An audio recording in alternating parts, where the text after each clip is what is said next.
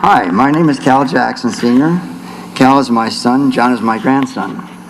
I've been attending Calvary Temple for about 8 years. I've been a Christian for 19 years. I had a very good father while I was growing up in the 30s. I remember my dad and mom being very loving to each other.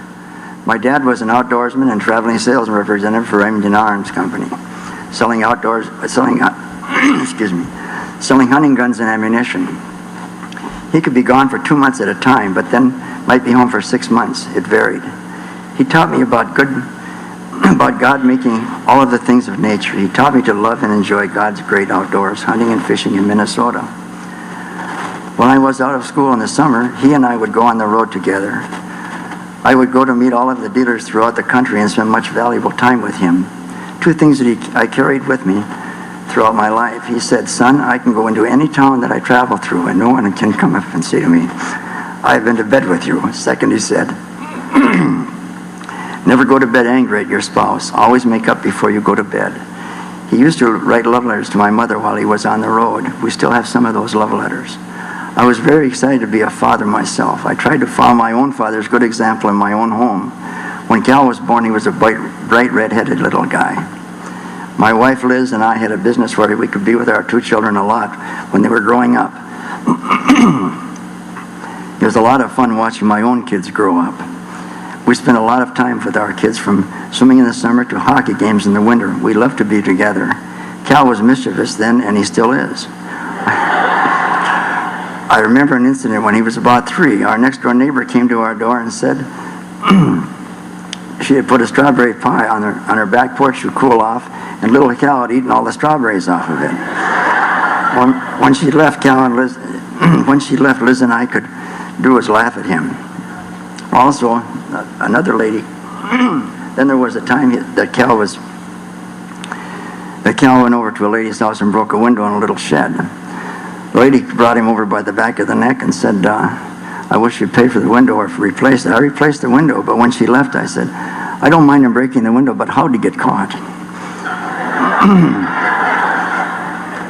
As we watched them grow, we also attended church faithfully. God always seemed to have a soft heart toward the things of God.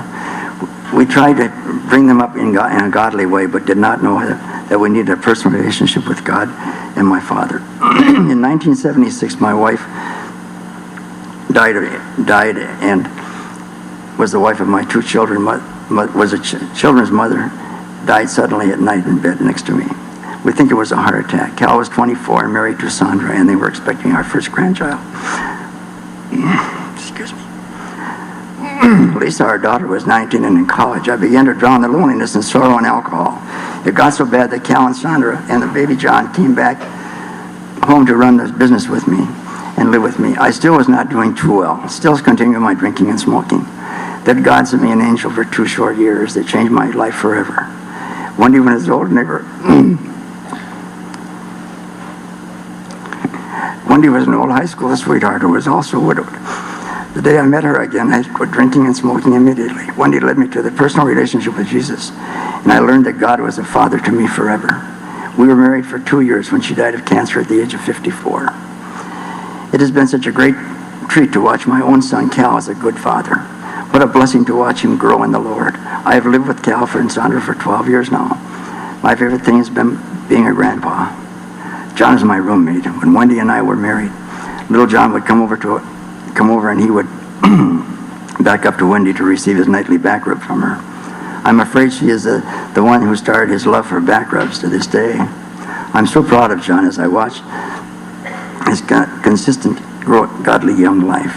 I remember Carrie when she was small, too, how she would suck her 2 little fingers, and how she used to go to our neighbor lady's house and beg for treats to eat.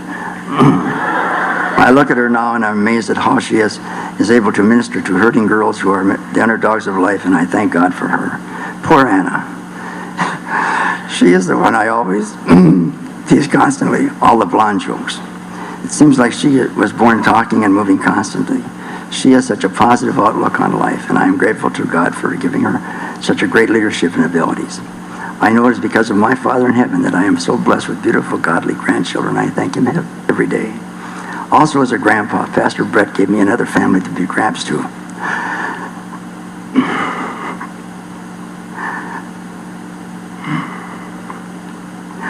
the crossfire. It has been a blessing and opportunity because I can give lots of hugs and support to a whole lot of young people who need a grandpa in their lives. Thank you, Pastor Brett. Also, a special thanks to Pastor Bob and Pastor Alan for being godly and decent people. Thank you both. Finally, I would like to read a portion of scripture tonight from Psalm 71. All day long I praise and honor you, O God, for all that you have done for me. I will keep on expecting you to help me.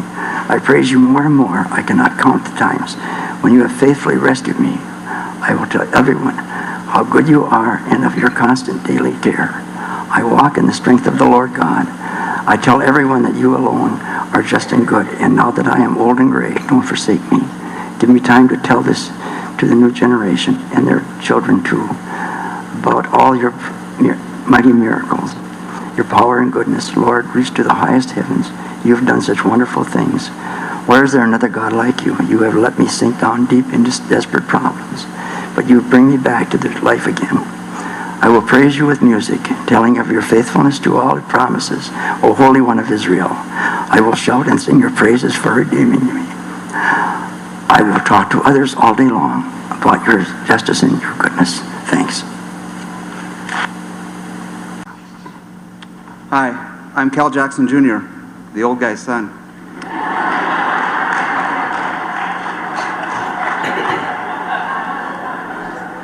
When Pastor first asked us to speak, I had mixed emotion, fear and panic.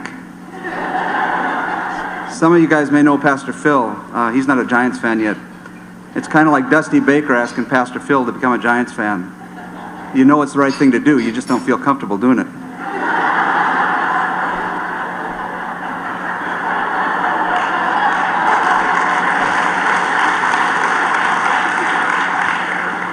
When I was 3 years old, my mom and dad bought a hardware store in northern North Dakota, a community of about 1,200 people. There were fewer people in our community than in church on Sunday morning here. In fact, Sandra and I often comment, this is our Northwood, North Dakota. It's a great place to bring up our kids. Shortly after we moved to Northwood, my mother, pregnant with my sister, fell in the hospital and broke her hip. She was hospitalized for almost a year. Doctor said she'd be in a wheelchair for the rest of her life, but she was determined to walk again. She was physically handicapped for the rest of her life, but eventually got around with just one crutch. I learned at an early age how precious my dad really was. He made a vow to love my mother forever, and no matter what her circumstances, she was physically no longer the same woman that he had married, but he stuck by her. He married for better or for worse, for sickness and for health, and he was in for the duration. I watched him every day that I lived in the house. His love and dedication from my mom never wavered, and he never complained. I always knew she was the most precious thing in his life, and if I mistreated her in any way, I'd pay severe consequences. My dad taught me that to love my mother and to love my wife, and she was to be treated with love and respect and was a cherished gift from God. Proverbs 26 says, many a man claims to have unfailing love, but a faithful man who can find. During my mom's rehabilitation, I developed a reputation for big trouble in a small body. By age 5, I had numerous fires in the woods where we played, thrown rocks through people's windows, and stolen various items from people's gardens and stores. Mom was bedridden, Dad was working, and our babysitters couldn't keep me in check. Because of my reputation, it had become difficult for my dad to even get sitters.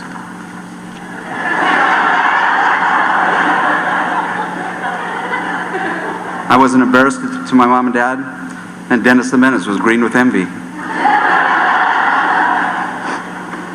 I was 6 when we moved into our new house, and a friend and I were walking through our new neighbor's yard. She stopped us in our tracks and says, little Cal, I don't ever want to see you in my yard again. And the friend that was with me said, well, you better get used to it because he's living right next door. Both neighbors on each side soon built fences to keep me out. The mortician in the backyard was ready in case one of them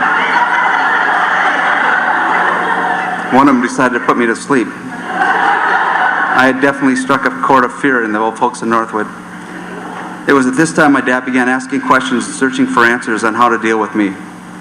Freud was fairly new, Dobson wasn't here yet, and it was still illegal in the United States to kill your kids. He eventually asked my uncle, the father of 4 great kids, what to do with me. I had nearly burned the house down of my uncle on one occasion.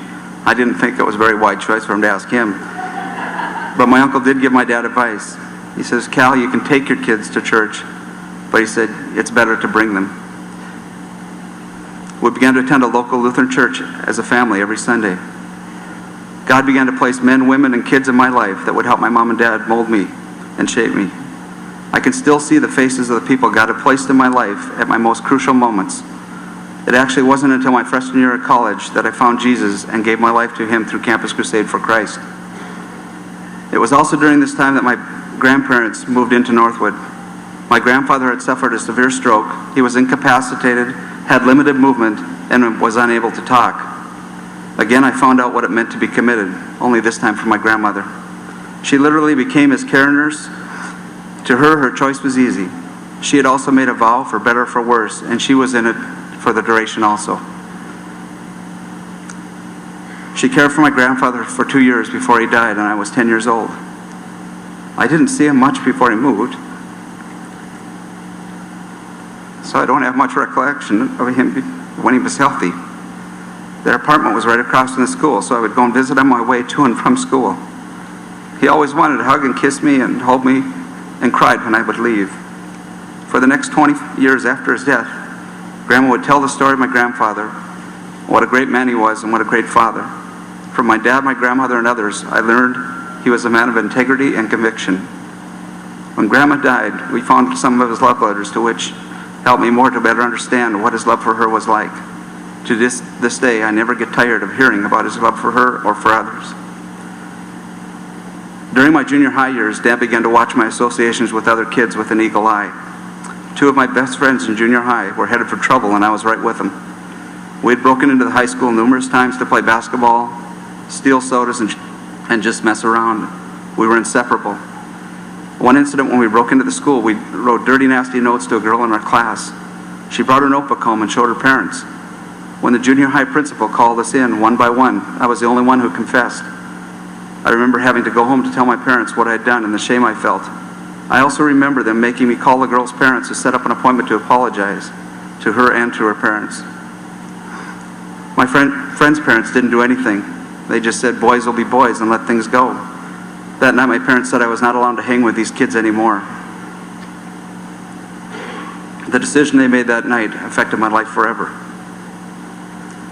It was a difficult decision in a community of 1,200 people, a school of 300 kids and classes of 30. I had to see those kids every day, play with them every day. My parents had to do business with them and their parents every day. Were my mom and dad crazy for making that decision? No. Proverbs 22:15 says that foolishness is bound up in the heart of a child, and discipline will drive it far from him. My dad and I had already begun to form a strong bond, and I knew what he was telling me was true, even though it was difficult. I began to feel more accountable to my dad and mom than to my friends. I didn't want to do anything to tarnish their reputation or embarrass them. My dad had become my hero, and I made a vow to God and myself shortly after that I would never again be an embarrassment to him, my family, or my community. As it turned out, both of those classmates ended up doing time in prison. I was in the 7th grade when that happened, and I haven't been in trouble since.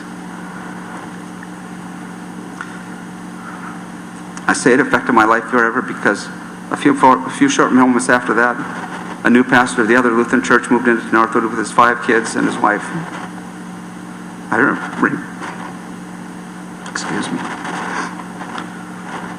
I remember the day his daughter Sandra was introduced to our 8th grade class. She had the prettiest smile and the biggest brown eyes I'd ever seen. I'd never spoken to her when I told my dad I was going to marry her.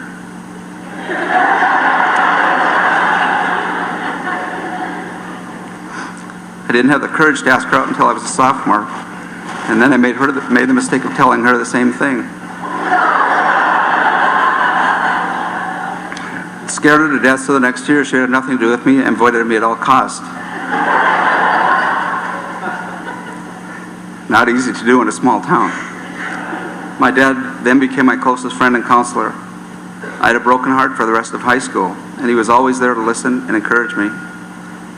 During my teen years, my dad also watched and studied kids more closely.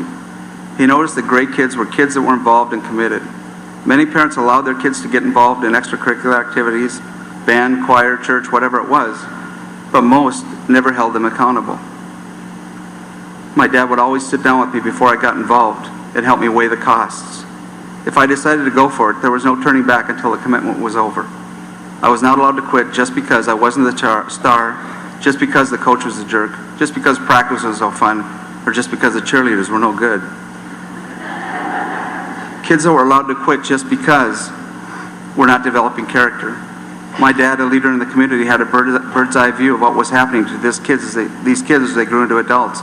Broken marriages, lost jobs, alcoholism, and just an overall lack of commitment and accountability. I feel this is one of the most important lessons I've learned from my father and have tried to pass it on to my own children.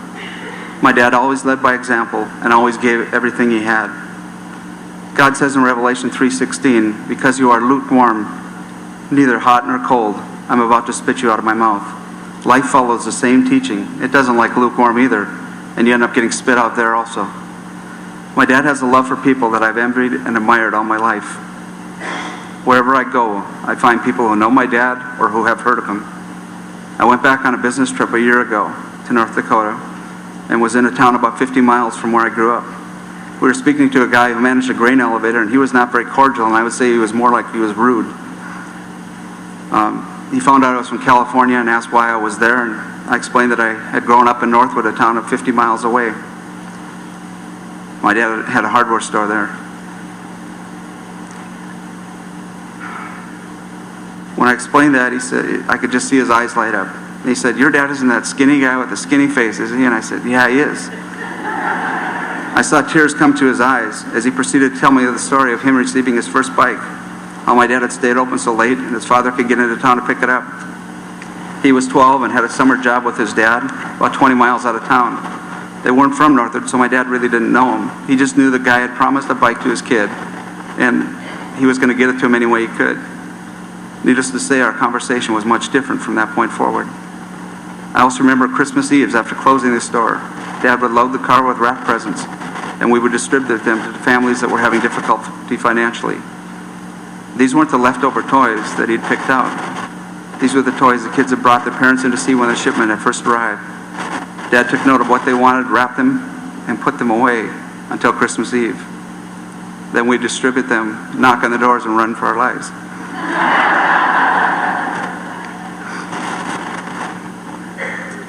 In closing, I believe that being a father is conceived the day you take your wedding vows. There are no kids involved yet. It's just God, your wife, and you. When your kids are gone, it will still be God, your wife, and you. Our kids are just on loan for however long God chooses. What are we going to do when they leave and the nest becomes empty? Is ours a love that will endure even when they are gone? Or have we put so much love and affection into them that we have nothing left for each other? Will we have to start new and build all over again? Sandra and I have committed to keep our love for each other as a high priority. Our children's security lies in two places. The first and most important is that Jesus is the head of our home. And the second is that I've decided and proposed to love their mother no matter how I'm feeling at that moment. Love is a choice, not a feeling.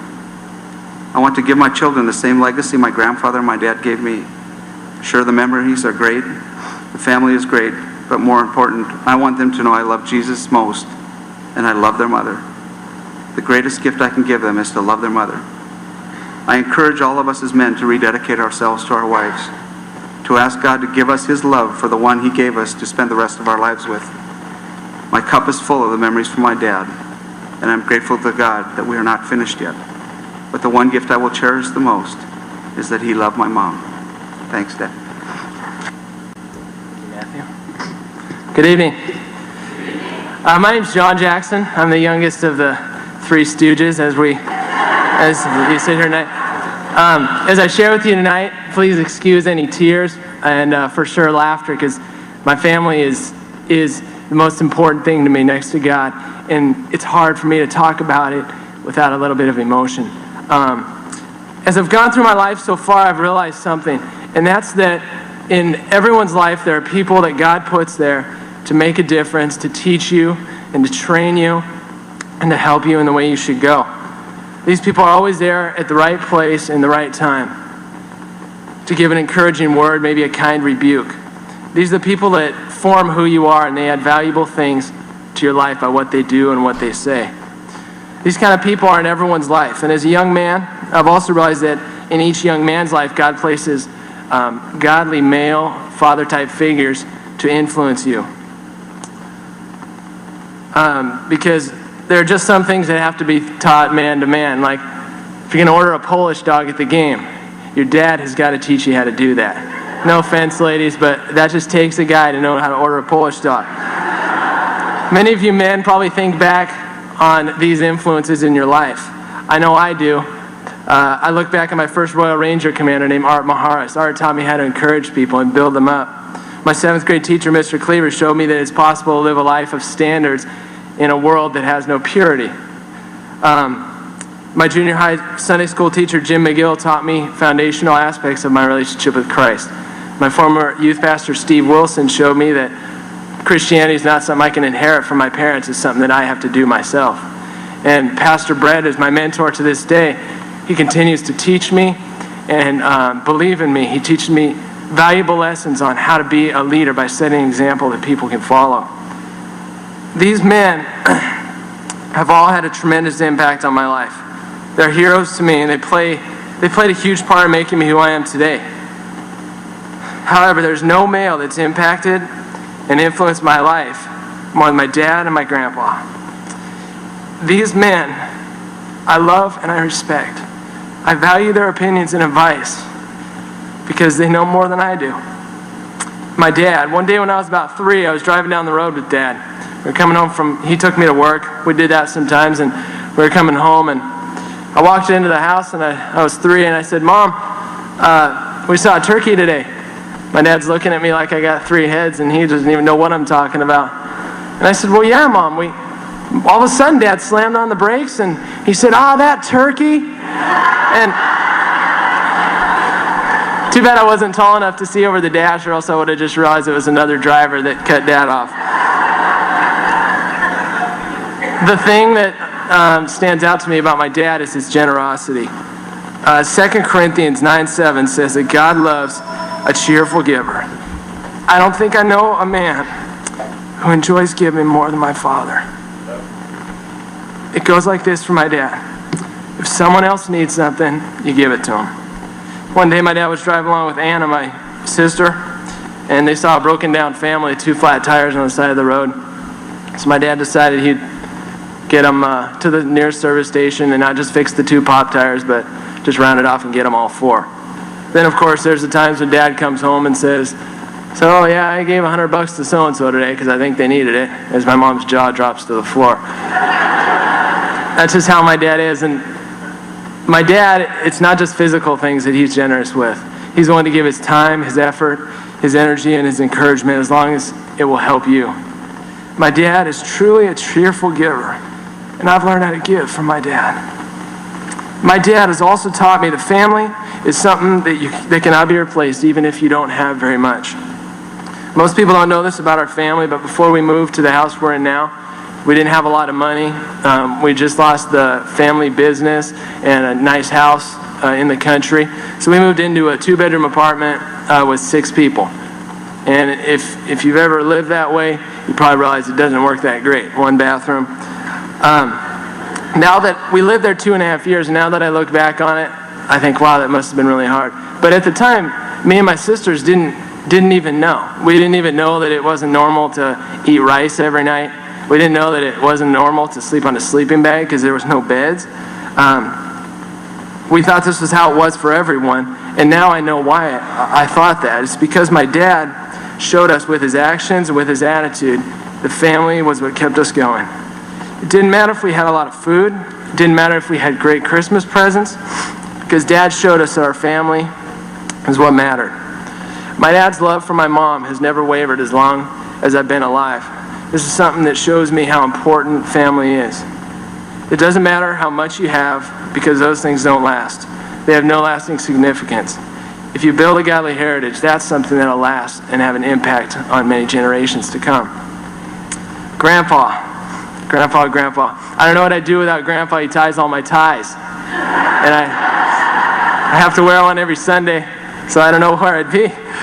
Grandpa plays a lot of different roles in my life. He's not only my grandpa, but he's my roommate. And I figured out something recently about that relationship, that rooms are places where you're supposed to sleep, but we don't really sleep that much, either of us.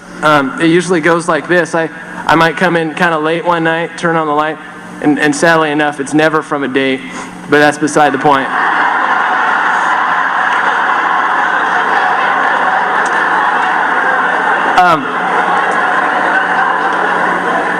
So I'll come in and I'll turn on the light, and Grandpa will wake up because I'm banging around, and he'll ask me if I heard of elephants just walked in, and I go over and I kiss his head and clean it off and tuck him in. Then I proceed to put on my pajamas and hop in bed, but by the time I get in bed, Grandpa is back to sleep and he's snoring as loud as the day is long. So then I don't sleep for the next couple hours. My relationship with Grandpa is one that I cherish almost more than any other in the world. I can honestly say that Grandpa is my best friend. He's taught me many wonderful things.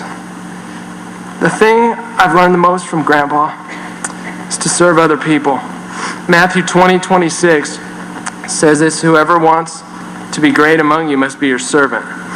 From helping strangers with their groceries, to being friendly with anyone that'll listen, to helping the neighbors with handy projects, my grandpa proves himself to be great by serving other people. And I don't say this just because I haven't mowed the lawn in the last 5 years, and that is my job, but it hasn't been lately. My grandpa truly is a servant. What a great thing to be in today's society. Everyone today wants to take. The focus is always on me, and it's a rare thing to see a servant in today's world. However, I have one for a roommate, and I'm thankful to him for teaching me how to be blessed by blessing others. The other wonderful thing about my grandpa is that he doesn't love people for what they have, for what they do for him. He loves them for who they are. There again, today, a lot of people in society, they like to gain from their relationships, and they won't get in one unless they can get something from it. Grandpa has a love for people that does not come from selfish ambition, selfish motives, but from knowing the truth of John 13:35. That verse says, by this, all men will know that you are my disciples if you love one another. It's a wonderful person that can see past looks, clothing, and status to love someone else. If you can do that, I commend you, because it's not easy to do. It's not easy, but Grandpa sets an example of unconditional love that I'm proud to follow. My father and grandfather have created for me a wonderful godly heritage. The Bible says that God's our Abba Father, which means Daddy God. They have loved me the way that God the Father loves me. Proverbs 20, verse 7 says, the righteous man leads a blameless life. Blessed are his children after him. I benefited from the godly example of my dad and my grandpa and my family. I want to encourage you, if you have decided to create a godly heritage in your family, if your home is a place of comfort and if it's a place of encouragement and love, I want to encourage you, because you're to be commended in a world where half the marriages end in divorce. Keep up the good work, because it's worth it, and your children and many people beyond that will benefit from it. I also want to encourage you, if you've not yet made a decision to create a godly heritage in your family, it's never too late to start. If you will be faithful to God, He will bless you and honor your obedience. I just want to say that godly home is an incomparable place to live, and I would not trade it for anything. I want to urge you to do all you can to make your home a place where Christ's name is honored and revered. Thank you very much.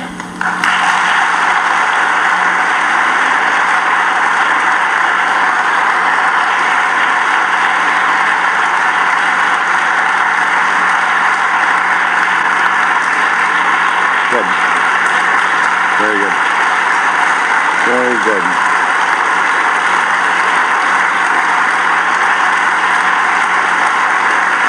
I'm going to ask the musicians to come up, please. I want to thank Cal Sr. and Cal Jr. and you, John. We were sitting we have staff meetings here, and we were talking about Father's Day evening here at the church. And wouldn't it be fun to find a group that would show what God has done in a family? And well, I tell you, I'm proud of this family. It's a godly family, a godly family.